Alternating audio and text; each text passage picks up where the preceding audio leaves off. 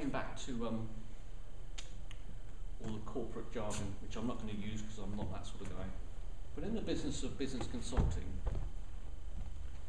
if you ever look to engage somebody to help you with the business, I won't call it a coach, I can't stand that. Okay, but somebody that's going to try and help guide you and tell you what you should be doing and thinking. That's what I do. You know, I don't wait for people to tell me what, try and drag it out of them. I just engage somebody. I'll tell you how I work in a second, and I tell them what they need to be doing next, because that's what they're paying for. They're paying for the answers. What is it I need to do next? And I'm not a charts and graphs kind of guy. Okay, because I've got somebody I'm working with who's quite senior within one of the NHS PCTs. I can't mention her name, but they're in a different part of the country. And she sent me a presentation, a strategy PowerPoint presentation, 93 slides. Man, I was goggle-eyed, but I was only got into the first 30. Fantastically complex by some international management consultancy company explaining how they're going to change that particular PCT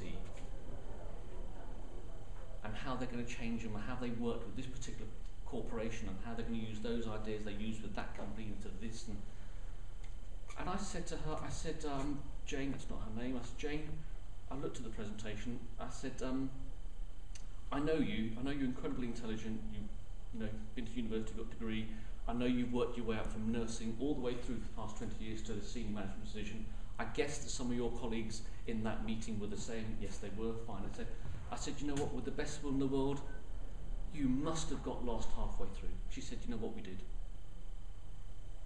I said, the other thing is, there was two things in that presentation that this management consultancy is talking about, how to restructure your whole PCT, but there was two things missing. And to me, there were two critical things. She said, what's that? I said, there was no mention of patients and no mention of staff. She said, you know what? You're absolutely right. We even missed that ourselves. I said, isn't that what you're there for? Highfalutin management consultant is a load of baloney. It's time for something different. Last slide up was you could always use your animal instinct. I'm going to change that. You can always use your human instinct. You know what? That ain't a bad place to be. I don't agree with that slide. You should use some of your inherent intuition. That's how I work.